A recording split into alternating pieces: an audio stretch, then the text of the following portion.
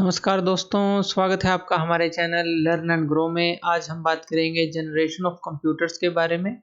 Generation of computers का मतलब क्या है? जो कंप्यूटर की पीढ़ियां हैं, यानी कि जो पीढ़ी है उसके बारे में बात करेंगे। तो आज हम जो है 5 पीढ़ियां हैं कंप्यूटर्स की, उसके बारे में बात करेंगे, जिनको हम जनरेशन बोल रहे हैं। किस किस तरह से जो हिस्ट्री के अंदर, इतिहास में हमने कंप्यूटर्स का जो जनरेशन हुआ था किस तरह से हुआ था और किस तरह से वो आगे बढ़ते चले गए, जो आज हम यूज़ कर रहे हैं एडवांस लेवल के ऊपर। तो उन सबको हम देखेंगे आज। तो सबसे पहले बात कर लेते हैं कि जो फर्स्ट जनरेशन ऑफ कंप्यूटर है उसकी बात कर लेते हैं। फर्स्ट जनरेशन में क्या होता था? ये जो फर्स्ट जनरेशन थी, लगभग अगर हम देखें 1940 के बाद या 1942 के करीब आप कह सकते हैं। 1942 से लगभग 1956 तक ये चली थी। और इसके अंदर था क्या-क्या? फर्स्ट जनरेशन में जो इलेक्ट्रॉनिक पार्ट्स इसके अंदर यूज़ होते थे, तो वो इसके अंदर यूज़ होते थे वैक्यूम की ट्यूब्स। तो यहाँ पर वैक्यूम की ट्यूब्स जो थी, इसका मुख्य बेस आप कह सकते हैं, वो था। तो जो ये वैक्यूम ट्यूब्स थी, इसके थ्रू जो है कंप्यूटर्स को बनाया गया स्टार्टिंग के अंदर। और इस कंप्यूटर जो पहला कंप्यूटर बनाया गया था, इसी जो वैक्यूम ट्यूब्स के आधार पर जो बनाया गया था, इसी पीढ़ी का यानी कि फर्स्ट जनरेशन का, ये इस तरह की वैक्यूम ट्यूब्स उसके अंदर यूज़ होती थी। ये वैक्यूम ट्यूब्स हैं। तो यहाँ पर लिख देते हैं, ये क्या है हमारे पास, ये वैक्यूम ट्यूब्स थी। उस जो टाइम जो है इस तरह की वैक्यूम ट्यूब्स यूज़ होती थी। अब जो ये कंप्यूटर बनाया गया था, इस तरह से वैक्यूम ट्यूब से बनाया गया था। जो फर्स्ट कंप्यूटर नेम था जो इनसे बनाया गया था, उसका नाम था ENIAC, ENIAC, जिसको हम electronic numerical integrator and calculator भी कहते थे। ये नाम उसको दिया गया था। ये लगभग 1943 के करीब जो है तैयार किया गया था। और ये जो मशीन थी, ये लगभग अगर इसका आकार हम देखें तो लगभग 20 इंटू 40 वर्ग फुट के करीब थी। ये जो मशीन थी, इतने वर्ग फुट थी। और इसका जो लगभग इसके अंदर जो ये वैक्यूम ट्यूब्स इस्तेमाल की गई थी, ये लगभग 18,000 वैक्यूम ट्यूब्स इसके अंदर इस्तेमाल की गई थी। और इस मशीन का इस्तेमाल किस लिए किया जाता था? जो जोड़ करने के लिए, घटा करने के लिए, गुणा करने के लिए, इन चीज़ों के लिए, भाग करने के लिए, यानी कि इस तरह के जो ऑपरेशंस हैं, उनके लिए इसका इस्तेमाल किया जाता था। इसके अलावा भी कुछ कंप्यूटर्स उस पीढ़ी के थे हमारे पास। अगर हम उनके नाम देखें तो वो कौन-कौन से हैं? अदर कंप्यूटर जो थे mark 1, EDVAC and UNIVAC UNIVAC1, ये जो सारे थे, ये कुछ और कंप्यूटर थे इसी पीढ़ी के। लेकिन अगर इनके फायदे और नुकसान की बात करें तो वो क्या-क्या थे? चलिए वो जान लेते हैं। एडवांटेजेस की बात कर लेते हैं। इसके अंदर वैक्यूम ट्यूब्स यूज़ की गई थी। तो स्टार्टिंग में अगर एक कंप्यूटर बनाया गया, एडवांटेज तो यही है कि स्टार्टिंग में अगर एक कंप्यूटर की नींव रखी गई, तो इन्हीं वैक्यूम ट्यूब्स के कारण रखी गई, जिससे हम आज कंप्यूटर को जानते हैं। तो वैक्यूम ट्यूब्स जो है मेन बेस रहा, जिसके कारण हम कंप्यूटर को जानने लगे कि इस तरह की कोई मशीन है जो गणना कर सकती है, फटाफट से गणना यानी कि कैलकुलेशन जो है कर सकती है। अब वैक्यूम ट्यूब्स इसके अंदर यूज की गई थी, तो ये डाटा को स्टोर करने के काम आती थी और कैलकुलेशन करने के काम आती थी। इस तरह की जो सारी जो चीजें हैं, वो वैक्यूम ट्यूब्स के इस्तेमाल करने से ही संभव हो पाई थी। तो इस कारण से ये जो है इसकी एडवांटेजेस रहती हैं। और ये उस समय की अगर हम बात करें, काफी अच्छी कैलकुलेटिंग मशीन थी, काफी तेज गति से ये कैलकुलेशन करती थी उस समय की अगर हम बात करें। तो डिसएडवांटेजेस की अगर हम बात करें तो वो क्या थी इसकी? लार्ज साइज की बनती थी। जैसा कि हमने बात की 20 इंटू 40 वर्ग फुट की ये थी, तो कितनी बड़ी मशीन बनी थी। तो लार्ज साइज की मशीन ये होती थी। तो आकार इनका काफ़ी बड़ा होता था। एक स्थान से दूसरे स्थान पर ले जाना, ट्रांसपोर्टेशन की अगर हम बात करें तो काफ़ी मुश्किल होता था, क्योंकि काफ़ी बड़ी साइज़ की मशीनें होती थी।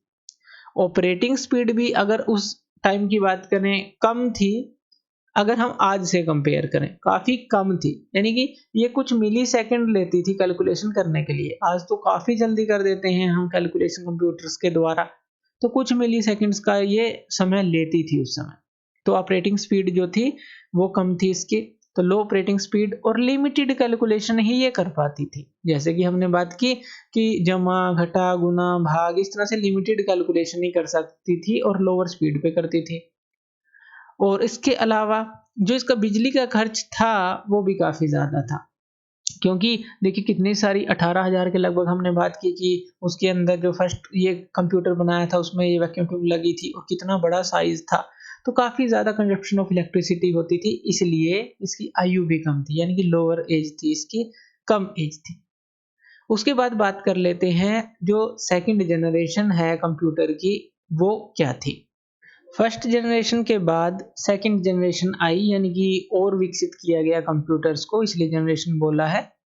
उसमें जो इलेक्ट्रॉनिक पार्ट्स थे वो ट्रांजिस्टर्स का यूज किया गया, तो इसमें यहाँ पर ट्रांजिस्टर आ गया। पहली पीढ़ी में क्या था, वैक्यूम ट्यूब्स थी, तो यहाँ ट्रांजिस्टर आ गए। ट्रांजिस्टर किस तरह के होते हैं, चलिए वो भी देख लेते हैं। ट्रांजिस्टर जो है इस तरह के होते हैं, तो ये क्या है हमारे पास, ट्रांजिस्टर। तो काफी टाइप में आते थे ट्रांजिस्टर्स, आज भी आप देख सकते हैं इनको, तो काफी टाइप में आते थे। तो ट्रांजिस्टर का यूज किया जाने लगा, और ये जो सेकंड जनरेशन थी ये लगभग जो है 1956 से 1964 के करीब जो है ये सेकंड जनरेशन विकसित हुई पूरी, तो इसलिए इसको द्वितीय पीढ़ी का नाम दिया जाता है। और जो इसका इलेक्ट्रॉनिक पार्ट, जो मुख्य इलेक्ट्रॉनिक पार्ट था, जैसे कि हमने बात की, वो था ट्रांजिस्टर। तो वैक्यूम ट्यूब की जगह ट्रांजिस्टर का इस्तेमाल किया जाने लगा। और जो ये ट्रांजिस्टर होता है ये एक सेमीकंडक्टर होता है, तो ये भी हमें याद रखना है। ये होता क्या है, एक सेमीकंडक्टर होता है। और ये जो सेमीकंडक्टर होता है इसके आकार की बात करें, वैक्यूम ट्यूब से अगर हम इसको कंपैरिजन करें, लगभग ये उसका 1/50th पार्ट होता है लगभग। जो सेमीकंडक्टर ये ट्रांजिस्टर का हम यूज करने लगे सेकंड जनरेशन में, तो वैक्यूम ट्यूब जो फर्स्ट पीढ़ी के अंदर हम यूज करते थे कंप्यूटर्स में, उसका आकार हमने इतना छोटा कर दिया, यानी कि 50 जो 1/50 इतना जो छोटा, उससे 50 गुना छोटा, तो हमने ये जो वैक्यूम ट्यूब से छोटा आकार यही हमने चूज कर लिया था, ताकि पूरी मशीन का ही आकार में फर्क पड़ जाएगा इससे। और इस पीढ़ी के जो कंप्यूटर थे वो काम क्या करते थे, वो हमारे अर्थमेटिक काम भी करते थे और लॉजिकल ऑपरेशन, ये हर तरह का काम कर लेते थे। यानी कि अर्थमेटिक गणित के जो जमा गुना भाग, उसके बाद लॉजिकल ऑपरेशन, यानी कि किसी चीज को कंपेयर करना, बड़ा करना, छोटा दिखाना, इस तरह के कंपैरिजन करना, तो ये सारे काम कर लेते थे। और काफी एक्यूरेसी थी इन कंप्यूटर्स के अंदर। और इन कंप्यूटर्स के अंदर अगर हम कुछ सीरीज की बात करें तो वो हमारे पास कौन कौन सी थी, चलिए वो जान लेते हैं। वो थी हमारे पास IBM 70, 1400 एंड 1600, इस तरह की जो सीरीज थी ये हमें कंप्यूटर की इस पीढ़ी के अंदर देखने को मिली। तो ये कुछ कंप्यूटर्स के नाम है। अब इसके लाभ क्या क्या थे हमारे पास, एडवांटेजेस क्या क्या थी, फास्ट थे और स्मॉलिंग साइज थे, क्योंकि वैक्यूम ट्यूब्स की जगह इसके अंदर ट्रांजिस्टर का यूज किया जाने लगा, तो फास्टर तो हुई ही, स्मॉल इन साइज भी हो गई। पहले जो कैलकुलेशन मिली सेकंड में करते थे हम, अब यहाँ पर ये माइक्रो सेकंड्स में आ गई, यानी कि उससे भी कम जो है हम समय लेने लगे गणना करने के लिए इन कंप्यूटर्स के द्वारा। तो यहाँ पर ये फर्क पड़ा ट्रांजिस्टर का यूज करने से, तो फास्टर भी हुए, स्मॉल इन साइज भी हुए, और जो कैलकुलेशन है उसकी स्पीड जो है काफी बढ़ गई। इसके अंदर अगर हम बात करें इलेक्ट्रिसिटी कंजप्शन की, वो भी कम हो गई। अगर हम प्रथम जनरेशन से, यानी कि प्रथम पीढ़ी से बात करें उसके कंपैरिजन में, तो लोअर कंजप्शन ऑफ इलेक्ट्रिसिटी हो गई, क्योंकि इतनी बड़ी बड़ी वैक्यूम ट्यूब्स की जगह हम छोटे छोटे ट्रांजिस्टर का यूज करने लगे। कैलकुलेशन जो है माइक्रो सेकंड्स में होने लगी, जैसे हमने अभी देखा। डिसएडवांटेजेस फिर इसकी क्या थी, डिसएडवांटेज ये थी कि ये जो ट्रांजिस्टर हैं ये गर्म काफी हो जाते थे, जिसके कारण से ये सड़ भी जाते थे, और इससे कंप्यूटर का काफी नुकसान हो जाता था, फिर उनको रिपेयर करवाना पड़ता था, तो हाईयर रिपेयर कॉस्ट हमें इसकी पड़ती थी। तो डिसएडवांटेज यही इसका रहता है कि हाईयर रिपेयर कॉस्ट इसकी रहती थी। जो ट्रांजिस्टर थे वो शॉर्ट हो जाते थे हाई टेम्परेचर पर, तो हमें टेम्परेचर का भी बहुत ख्याल रखना पड़ता था। हाई टेम्परेचर इनका नहीं जाने देना था, यानी कि अगर जाता तो वो सड़ जाते थे। तो इसीलिए जो इनका अगर बिजनेस के तौर पर हम देखें तो इनका जो प्रोडक्शन था काफी मुश्किल था और बहुत ही खर्चीला था। तो इसलिए ये इसकी सारी डिसएडवांटेजेस थी, हाई प्रोडक्शन कॉस्ट थी और डिफिकल्ट था मैन्युफैक्चरिंग में। तो सेकंड जनरेशन के कंप्यूटर्स की हमने बात करी। चलिए थर्ड जनरेशन के कंप्यूटर की बात कर लेते हैं। थर्ड जो जनरेशन के कंप्यूटर थे, ये जो तृतीय पीढ़ी थी, हम इसको तृतीय पीढ़ी बोलेंगे, तीसरी पीढ़ी कह लीजिए, ये लगभग 1964 से लगभग 1975 तक लगभग, तो इसके दौरान जो है थर्ड जनरेशन आई, इसको तृतीय पीढ़ी कहा जाता है। और इसके अंदर जो इलेक्ट्रॉनिक पार्ट, देखिए प्रथम पीढ़ी में हमने क्या यूज किया, वैक्यूम ट्यूब, दूसरी पीढ़ी में हमने ट्रांजिस्टर का यूज किया।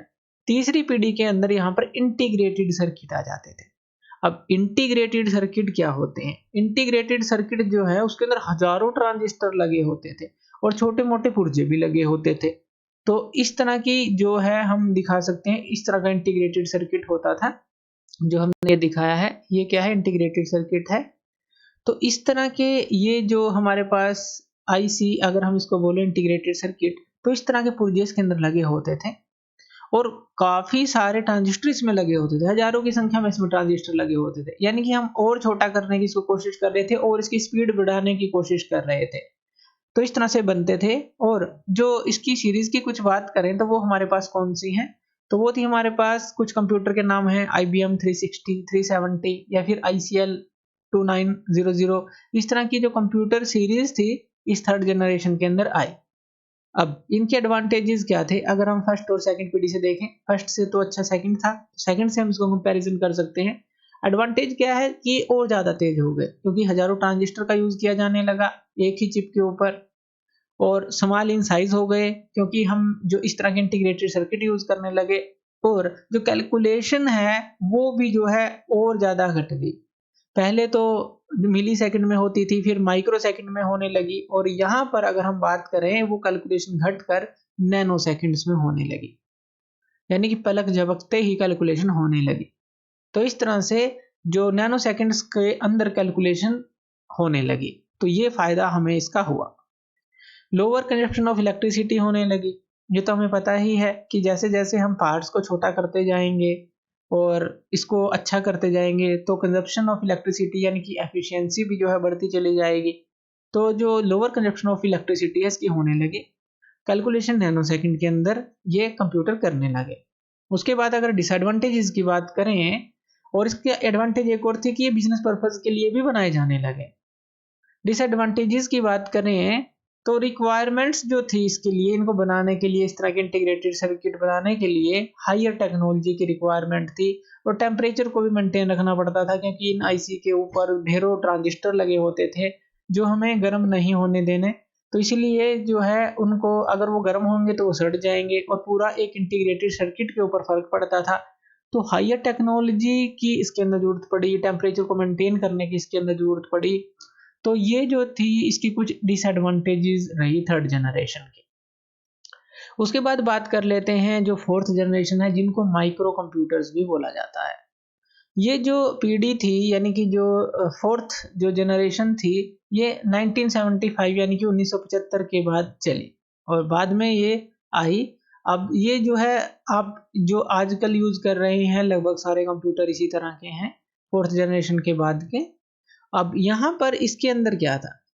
इसके अंदर जो पार्ट्स थे सीपीयू, हमें पता है सेंट्रल प्रोसेसिंग यूनिट जो हम यूज करते हैं, माइक्रोचिप्स के साथ सीपीयू का यूज किया जाने लगा, और वीएलएसआई यानी कि काफी जो लार्ज स्केल इंटीग्रेटेड सर्किट इसके अंदर यूज किए जाने लगे। लार्ज स्केल इंटीग्रेटेड सर्किट मतलब इस तरह की चिप्स जिनके अंदर पहले ही प्रोग्रामिंग होती है, कंप्यूटर में लगी होती थी, डायरेक्टली चिप लगाई और इसके अंदर पूरी प्रोग्रामिंग सेट होती थी। बड़े बड़े प्रोग्राम जो हैं इन चिप्स के अंदर डाले जाते हैं, पहले ही प्रोग्रामिंग होती है। तो इस तरह की जो चिप्स हैं, जो वीएलएसआई कहें, very large scale integrated circuit आप इनको कहें, वो यूज किए जाने लगे जो फोर्थ जनरेशन थी इसके अंदर। और जो इनपुट और आउटपुट, ये जो हमारे उपकरण हैं, इनपुट यानी कि जैसे कीबोर्ड, माउस, ढेर तरह के यूज किए जाने लगे, विदाउट वायर यूज किए जाने लगे। तो इस तरह से आप जो ढेर सारे उपकरण देख सकते हैं वो नई नई तकनीक पे यूज किए जाने लगे। और इसके अलावा ये हमने देखा कि जो कीमत है वो काफ़ी कम हो गई इनकी। जो आजकल आप देख सकते हैं कि हर एक स्टूडेंट जो है लगभग एक छोटा कंप्यूटर तो खरीद ही सकता है। तो कीमत जो है काफ़ी कम हो गई, आकार इनका काफ़ी छोटा हो गया कि आप इसको कहीं भी ले जा सकते हैं, एक जगह से दूसरी जगह। आकार कम हो गया, जैसे लैपटॉप की आप बात करें तो आप उसको एक बैग में भी डाल कर ले जा सकते हैं। तो इस तरह से काफ़ी जो फोर्थ जनरेशन के अंदर जो है ये जो कंप्यूटर है, इसलिए इनको माइक्रो कंप्यूटर कहा जाने लगा कि छोटे छोटे आकार वाले कंप्यूटर कहा जाने लगा। तो इस तरह से इनके अंदर ये विकसित हुए। जो फोर्थ जनरेशन है उसके बाद ये चल रहा है अभी, और जो जनरेशन है फिफ्थ जनरेशन के ऊपर भी काम चल रहा है, अभी जानेंगे उसको भी। तो फोर्थ जनरेशन में सारे सुधार इसके अंदर हुए। कुछ जो नाम है कंप्यूटर्स के इसके अंदर, हनीवेल 6080, एप्पल सीरीज जो है, IBM PC जो है, कुछ जो सीरीज जो है इस फोर्थ जनरेशन के अंदर आए। इसके लाभ क्या-क्या हमें मिले? लाभ इसके हमें मिले कि फास्टर हो गए, बहुत ज़्यादा तेज़ हो गए अगर थर्ड पीढ़ी से कंपैरिज़न करें, बहुत स्मॉल इन साइज़ हो गए, अगर हम थर्ड जनरेशन से जो कंप्यूटर के से इनका कंपैरिज़न करते हैं। लोअर कंज़म्पशन ऑफ इलेक्ट्रिसिटी है, आप आजकल जो यूज़ कर रहे हैं उनमें देख सकते हैं कितनी कंज़म्पशन ऑफ इलेक्ट्रिसिटी कम हो गई है। और लो टेम्परेचर मशीन है, काफ़ी कम जो है इनके अंदर टेम्परेचर जो है मतलब इनका जो टेम्परेचर है बढ़ता है, तो वो काफ़ी कम मात्रा में बढ़ता है, काफ़ी कम गर्म होती हैं। तो लो टेम्परेचर मशीन इनको इसलिए आप कह सकते हैं कि लोअर कंज़म्पशन ऑफ इलेक्ट्रिसिटी है और लो टेम्परेचर यानी कि कम ही टेम्परेचर इनका रहता है। जो कैलकुलेशन स्पीड है वो काफ़ी बढ़ चुकी है।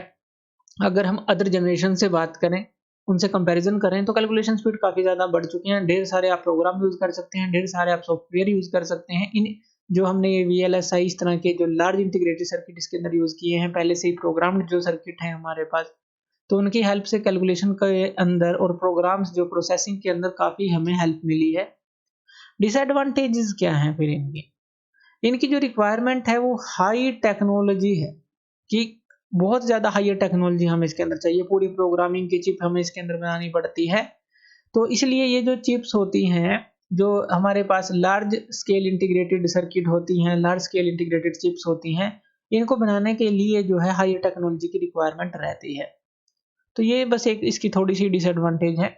ये 4th जनरेशन के अंदर हमारे पास आती हैं।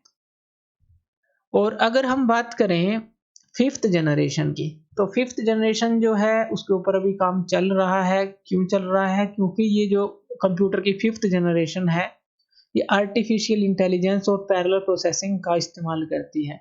कुछ कहीं-कहीं पर यूज़ इसका करने भी लगे हैं, तो जो साइंटिस्ट हैं वो इसको बना रहे हैं और उसका यूज़ भी कर रहे हैं, इसको चेक भी कर रहे हैं। आर्टिफिशियल इंटेलिजेंस यानी कि ह्यूमन ब्रेन की तरह एक मशीन तैयार की जा रही है, जैसे रोबोट जो है मान लीजिए, वो उसी तरह से काम कर सके जैसे ह्यूमन ब्रेन काम करता है। पूरी बॉडी के पार्ट्स को वो कंट्रोल करता है, उनसे काम लेता है। तो आर्टिफिशियल इंटेलिजेंस का यूज़ जो है वो देख रहे हैं 5th जनरेशन के अंदर काम चल रहा है। पैरेलल प्रोसेसिंग मतलब कि बहुत सारा जो डाटा है पैरेलल में प्रोसेस होता रहे, बहुत सारी कैलकुलेशन जो हैं एक साथ हो सकें। ये काम कैसे करता है? जैसे कि कोई भी जो प्रोसेसिंग है हमारी, मान लीजिए 3 काम है, 4 काम है, कितने भी हैं, तो उनको छोटे-छोटे पार्ट्स में तोड़ देता है। छोटी-छोटी कैलकुलेशन उनकी और छोटे-छोटे पार्ट में तोड़ देता है। फिर उनको फटाफट से सॉल्व करते चलता है। यानी कि ये पैरेलल प्रोसेसिंग करते चलता है। पहले तो जैसे 10 कैलकुलेशन है उनको और छोटे पार्ट में तोड़ देगा, उनको और छोटे पार्ट में तोड़ देगा और फिर उनकी कैलकुलेशन करते चलेंगे और फटाफट से छोटी-छोटी प्रॉब्लम्स को लेकर वो सॉल्व कर देगा। पैरेलल प्रोसेसिंग के ऊपर भी जो है इस तरह से जो 5th जनरेशन के अंदर अगर हम बात करें तो वो काफ़ी जो हाई जो टेक्नोलॉजी वाली होने वाली है। तो इस क्षेत्र में अगर हम बात करें तो जापान काम कर रहा है, यूएसए काम कर रहा है, तो अपने वो प्रयास कर रहे हैं इसके ऊपर ताकि 5th जनरेशन को जो है अच्छी तरह से जो कंप्यूटर की 5th जनरेशन है, इसको विकसित किया जा सके और ये ह्यूमन बीइंग के लिए काम कर सके। तो थैंक यू वीडियो देखने के लिए और इसी तरह की वीडियोज़ के लिए आप हमारे चैनल लर्न एंड ग्रो पे हमें सब्सक्राइब कर सकते हैं। धन्यवाद।